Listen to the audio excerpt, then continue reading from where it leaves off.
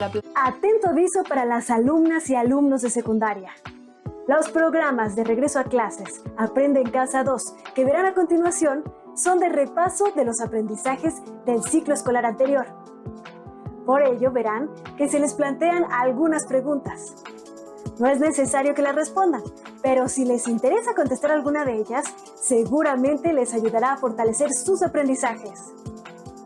Recuerden también que cuentan con sus libros de texto para apoyar este repaso. Disfruten de la programación. Iniciaba el siglo XVIII cuando en España murió sin descendencia Carlos II, convirtiéndose así en el último rey de la casa de los Habsburgo. Cuando era pequeño, sus padres, los miembros de la corte y el pueblo pensaban que no sobreviviría debido a su precaria salud. Sin embargo, contra todos los pronósticos, vivió para ser coronado rey de España. El hechizado, como era conocido en España, no pudo procrear hijos para asegurar un heredero de la corona. Tras su muerte, ascendió al trono Felipe V de la Casa de Borbón, sobrino de Carlos II y del monarca francés Luis XIV. Los españoles, temerosos de que el nuevo monarca se aliara con Francia, Inglaterra, Holanda y algunos españoles, iniciaron un conflicto armado conocido como la Guerra de Sucesión, con el fin de imponer a otro rey.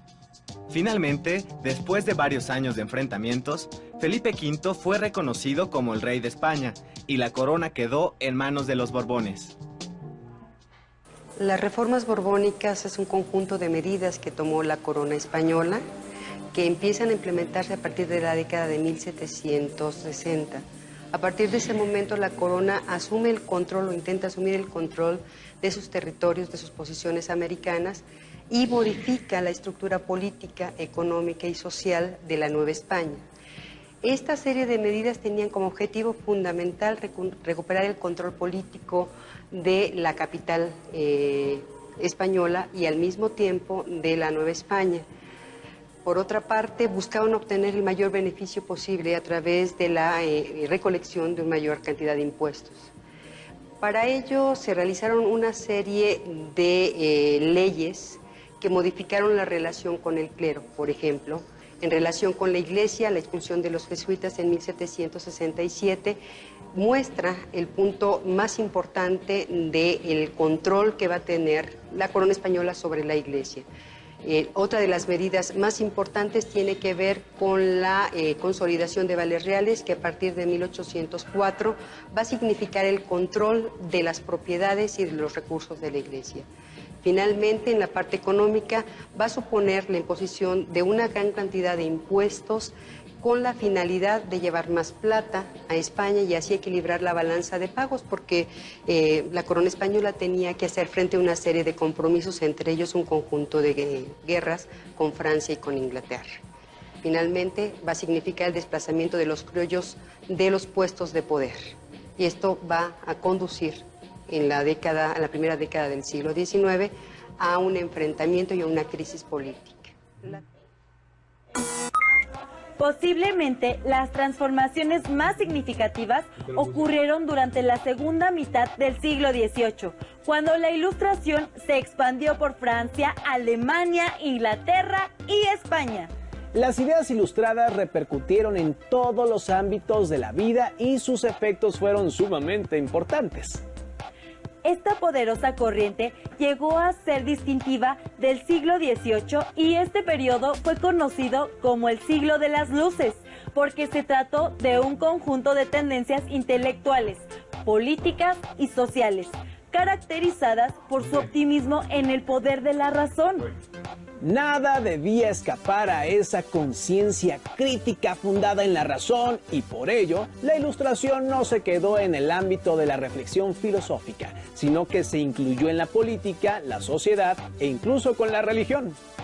Respecto a la política, la Ilustración dio origen al despotismo ilustrado.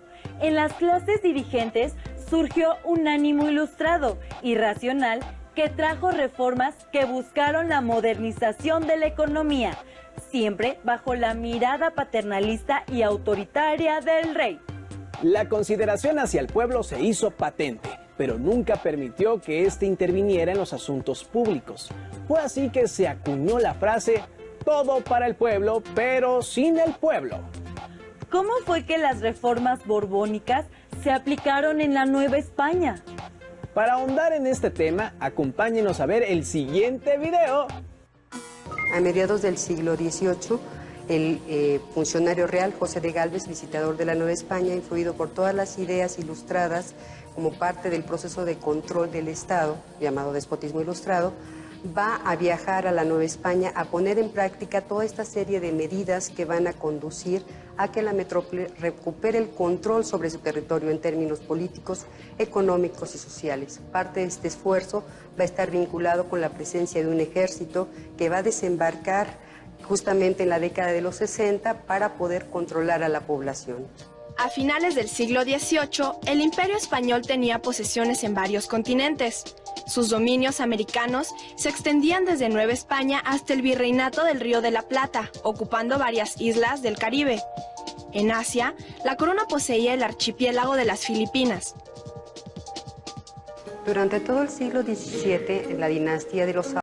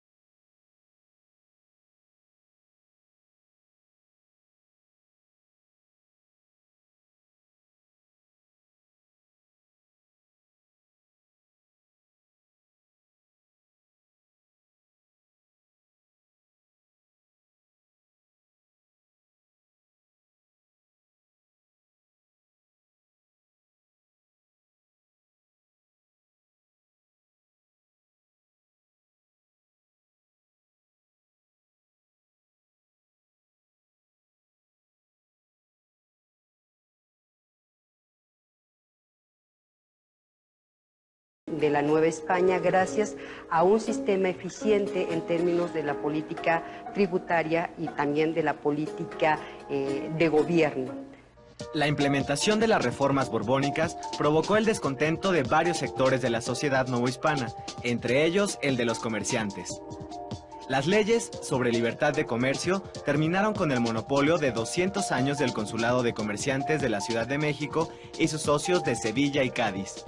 Otro golpe a este organismo fue la supresión del sistema de flotas, barcos que viajaban en grupo hacia la metrópoli. Con las reformas borbónicas, embarcaciones en solitario podían realizar el trayecto desde cualquier puerto. Como consecuencia, surgieron consulados regionales como el de Veracruz, que comenzaron a rivalizar con el consulado de la Ciudad de México. Aunque el conjunto de reformas impactaron a la sociedad novohispana a lo largo de 3 décadas, hubo entre ellas algunas que fueron más importantes. Una de ellas fue en 1767, cuando la corona decide sacar a la orden jesuita, que es la más importante de los territorios del Imperio Español. En un mismo día, en todas partes, con mucho sigilo, se ordena la salida y el embarco de los jesuitas hacia Veracruz. El impacto que va a tener esta salida va a ser muy grande porque va a ocasionar revueltas que van a ser sofocadas gracias a la presencia del ejército español que ha desembarcado apenas unos años antes. Enseguida podríamos hablar de otra de las medidas, la división del territorio en intendencias. ¿Por qué? Porque esta división, esta organización, al mismo tiempo que tenía como objeto el control político del territorio, va a provocar que se enraicen los intereses locales y va a ser el origen de, más tarde, los estados que se van a crear a partir de la independencia. Y finalmente, la consolidación de vales reales en 1804, que es, digamos, la gota que derrama el vaso de agua finalmente, porque significa que se obtienen cada vez más recursos de una colonia que ha sido atacada constantemente con una serie de reformas, pero también que ha visto mermados sus ingresos económicos con un conjunto de impuestos muy amplio y muy importante. A la vez que hubo reformas de carácter político y económico, hubo una serie de reformas de tipo social. Por ejemplo, las leyes de vagos de 1745 van a tener más fuerza con la intención de que la gente se dedique a trabajar. Entonces, la persecución hacia actividades que se consideran poco deseables son consideradas actitudes y condiciones de vagancia que por supuesto van a tener un castigo y la pena va a ser la cárcel, la obra pública. En fin, esta serie de medidas de control de la población va a abarcar un amplio espectro. Por ejemplo, las diversiones, las fiestas de toros, los carnavales van a salir de los espacios urbanos porque se busca que la población se divierta de manera decente, asistiendo al teatro, por ejemplo, y reglamentando también qué tipo de obras se van a presentar y cómo en los espacios entre cada uno de los actos se deben bailar cierto tipo de bailes donde las mujeres finalmente no deben enseñar, por ejemplo, más allá de la pantorrilla. Esto muestra que las reformas borbónicas constituyeron un amplio abanico de posibilidades donde la corona intentaba imponer incluso una visión moral sobre la conducta y la población. En el ámbito cultural, las autoridades reales fomentaron toda clase de instituciones renovadoras o bien las fundaron. Así, abrieron sus puertas la Real Escuela de Cirugía en 1768, la Academia de San Carlos en 1782, el Jardín Botánico en 1787 y el Real Seminario de Minería en 1792, cuyos laboratorios permitieron hacer descubrimientos mineralógicos a don Andrés del Río. El periodismo empezó a hacer intentos desde 1722, pero solamente la Gaceta de México logró aparecer ininterrumpidamente de 1784 a 1805 y fue sustituida después por el Diario de México, el cual divulgó noticias e ideas.